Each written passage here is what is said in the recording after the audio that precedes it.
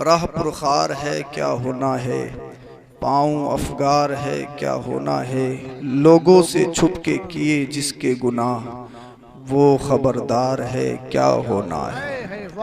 वो खबरदार है क्या होना है, वो खबरदार है क्या होना है, वो खबरदार है क्या होना है।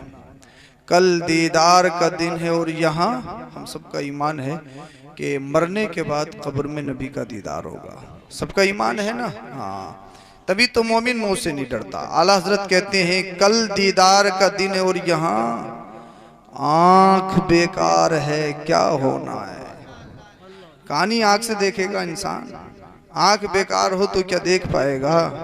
नहीं, आप तो कहोगे हमारी आंखें तो बड़ी खूबसूरत हैं, हम तो बड़ी दूर दूर का देख लेते हैं, हम तो किसी का भी सिटी स्कैन कर देते हैं, हाँ पूरी एमआरआई कर देते हैं, हम तो उसके जहन में क्या चल रहा है वो सब अपनी इन आंखों से देख लेते हैं, कैच कर लेते हैं। बड़े खुशो खुर्रम, बड़े मगन हैं अपनी इन हसीन चश्माने गजाला पर। लेकिन याद रखो आला हजरत कहते हैं, आला हजरत कहते हैं दूसरे शेर में, आंख अता कीजिए उसमें जिया दीजिए, जलवा करीब आ गया तुम पे करोड़ों दुरूद। अल्लामा शेख अब्दुल हक मुहद्दिस देहलवी यूं फरमाते हैं कि कब्र में इन आंखों पे तो मिट्टी पड़ी होगी, किन आंखों से देखा जाएगा? आप इरशाद फरमाते हैं जिनका दिल जिंदा है, और जिनका दिल जिंदा है वो यहाँ भी जिंदा है, बाद मरने के कब्र में भी जिंदा है। कब्र में इन आंखों से नहीं, कब्र में तो दिल की आंखों से देखा जाएगा। बोलिए जरा सुभान अल्लाह। आप थोड़े जरा बेदार हो जाइए, बोलिए जरा सुभान अल्लाह। आला हजरत कहते हैं कल दीदार का दिन है और यहाँ आंख बेकार है क्या होना है, आंख बेकार है क्या होना है। रजा हंसते उठिए कुड़ते क्यों हो, रजा हंसते उठिए कुड़ते क्यों हो, जब वो गफ्फार है तो क्या होना है। भाई अब तो बोल दो मतलब की है, जब वो गफ्फार है तो क्या होना है। रजा हंसते उठिए कुड़ते क्यों हो, जब वो गफ्फार है तो क्या होना है। अब सुनो अल्लाह पाक कुरान करीम में इरशाद फरमाता है, अयना मा तकुनु युदरिकुमुल मौत वलौ कुंतुम फी बुरूजिन मुशय्यदा। इंसान कहीं भी चला जा, मौत तुझे आकर रहेगी, मौत के शिकंजे से नहीं छूट सकता। इंसान की हैसियत बताऊं क्या है? इंसान की हैसियत, इंसान का असल मकान जिस मंजिल में आप रहते हो ये मंजिल नहीं है, जिस मकान में आप रहते हो ये मकान नहीं है, जिस बस्ती में आप रहते हो वो असल नहीं है। नहीं, ये तो फरा है। अल्लाह अल्लाह, ये असल नहीं है भाई। हमने अपने मकान में 1 करोड़ 2 करोड़ या 25 लाख 30 लाख लगाए, कितने साल रहोगे? 20 साल 30 साल 40 साल, कब तक रहोगे? 30-40 साल की उम्र में इंसान नॉर्मली मकान बनाता है, उसके बाद में 10-20 साल। अब तो भाई 50 के रोज बड़ी मुश्किल से होता। लोग ये सोचते हैं कि यार हम बुढ़ापे में इबादत करेंगे, बुढ़ापे में इबादत करेंगे, बुढ़ापे में नमाज रखेंगे, बुढ़ापे में हज करेंगे।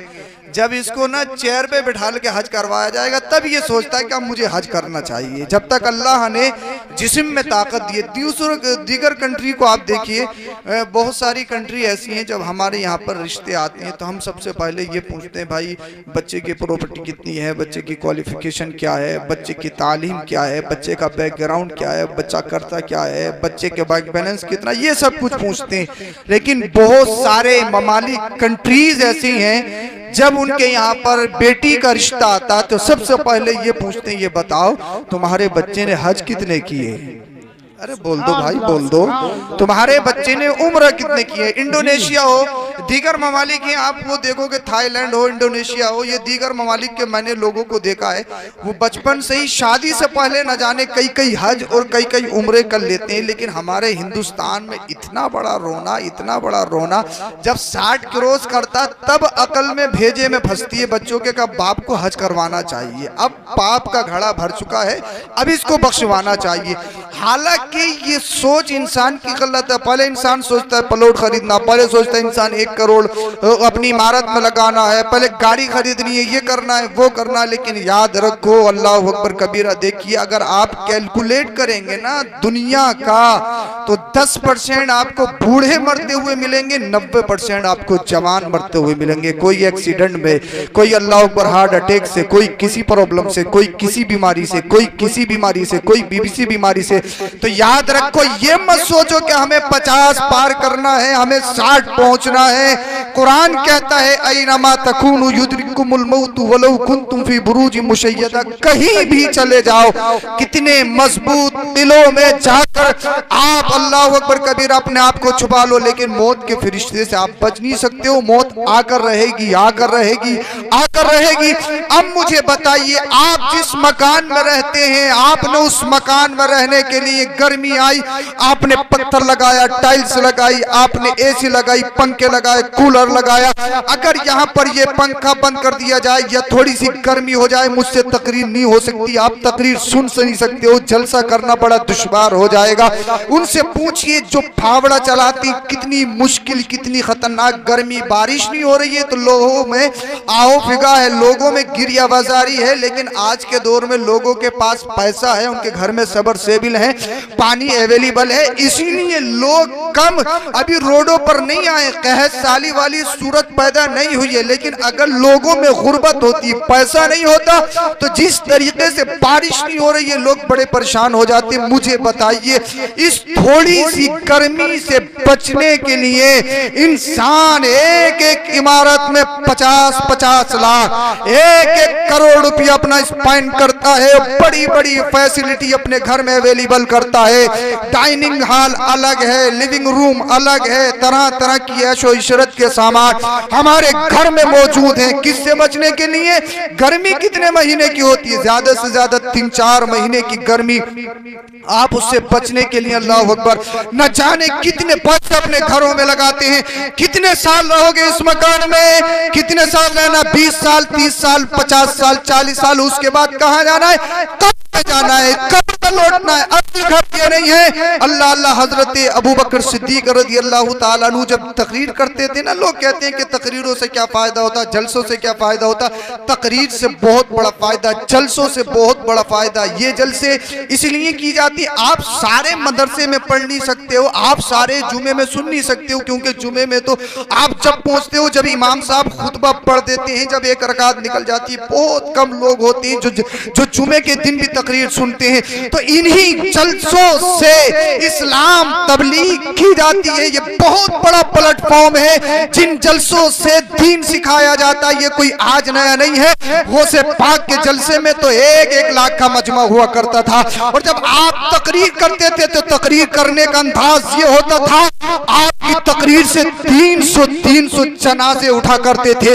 1-1 हजार लोग आपके हाथों पे कलमा पढ़ के मुसलमान होते हुए नजर आते थे। आपकी तबलीग इतनी पुरअसर होती थी, आपका खिताब इतना अल्लाह अकबर कबीरा असरअंदाज होता था, लोगों के दिलों को चीरता हुआ नजर आता था।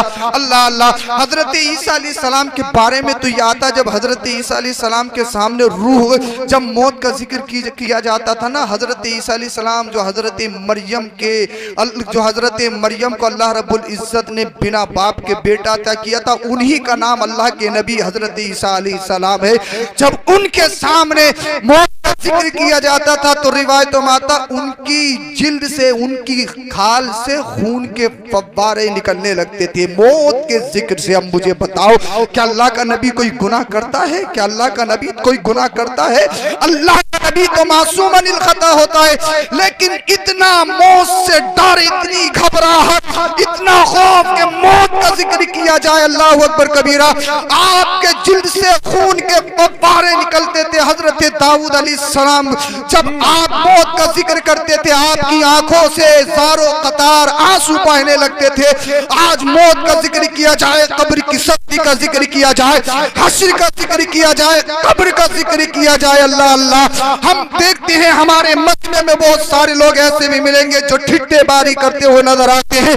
न तबलीग करने वाले की आंख में आंसू, न सुनने वालों की आंख में आंसू। के बताइए अल्लाह अल्लाह। वो अल्लाह के नबी ईसा अलैहिस्सलाम जिसको अल्लाह ने बगैर बाप के पैदा किया हो, वो अल्लाह के नबी ईसा अलैहिस्सलाम जिनके सामने मौत का जिक्र किया जाता, उनकी जिल्द से, उनके खाल से, स्कैन से अल्लाह अकबर कबीरा खून के फव्वारे उठते थे, खून के फव्वारे निकलते थे। अल्लाह अल्लाह, मौत को इतना हल्का मत समझो कि जो होगा देखा जाएगा, जो होगा देखा जाएगा। हम कहीं नमाज पढ़ो, हजरत अभी तो जवान है, हम कहीं दाढ़ी रखो, घर गया वापस आता, हजरत अभी माँ मना कर रही है। माँ ने कहा, माँ ने क्या कहा? कहने लगा हजरत माँ कह रही है अभी उम्र थोड़ी है, अभी उम्र थोड़ी है। मैंने कहा नादान, अपनी माँ से जब पूछ कर आ और लिखवा के ला के दाढ़ी रखने की उम्र क्या होती है? क्या तेरी माँ लिख सकती है कि मेरा बेटा 50 साल जिएगा? क्या तेरी माँ लिख सकती है कि मेरा शहजादा 60 साल जिएगा? क्या तेरा बाप गारंटी दे सकता है मेरा शहजादा 70 साल जिएगा?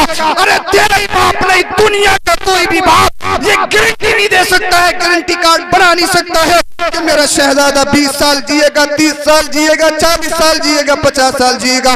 अब मुझे बताओ, जब मौत का पता नहीं है और मरना है, मरना है, मरना है, आप कहते हो जो होगा देखा जाएगा, जो होगा देखा जाएगा, जो होगा देखा जाएगा।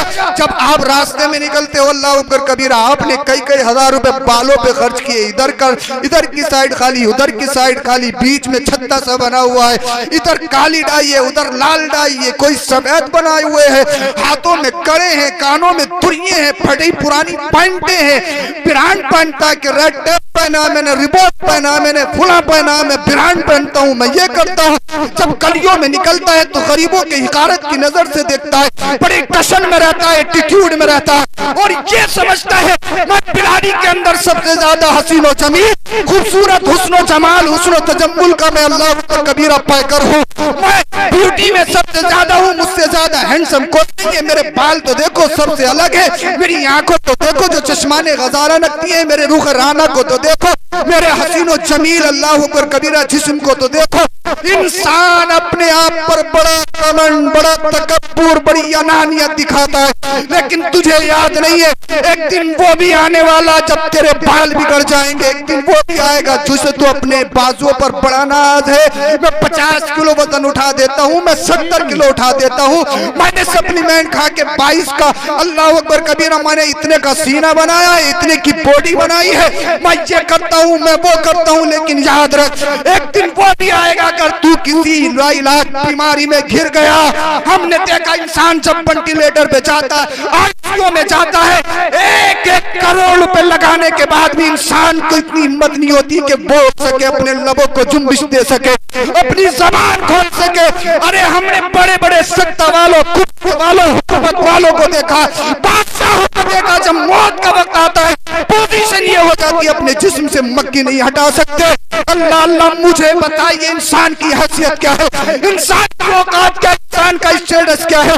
आज कहता है कि मुझसे अच्छा कोई नहीं, मुझसे ताकतवर कोई नहीं, मुझसे अमीर कोई नहीं, मुझसे मालदार कोई नहीं, मुझसे ज्यादा फैन फॉलोइंग किसी की नहीं है, मुझसे ज्यादा फॉलोवर किसी के नहीं है। मैं ट्विटर पे इतना मशहूर हूँ, मैं इंस्टा पे इतना मशहूर हूँ, मैं फेसबुक पे इतना मशहूर हूँ। ये तमाम की तमाम चीजें इंसान करने के बाद अल्लाह अल्लाह, इंसान अल्लाह अकबर कबीरा न जाने किस तहाने पे जा रहा है। लेकिन हजरत अबू बकर सिद्दीक रज़ी अल्लाह ताला अन्हु जब तकरीर करते हैं, खुतबा देते हैं, तो एक बात इरशाद फरमाते हैं, आप इरशाद फरमाते हैं, लोगों ये बताओ वो लोग कहाँ हैं जिन्होंने दुनिया में महल बनाए, जिन्हों को अपने महलों पे फख्र था, वो लोग कहाँ है बताइए? जिनके जिस्म बड़े खूबसूरत, जिनके बाल बड़े खूबसूरत, जिनके चेहरे बड़े खूबसूरत है, ये बताओ वो खूबसूरत वाले चेहरे वाले हैं कहाँ? ये बताओ वो बाल वाले हैं कहाँ?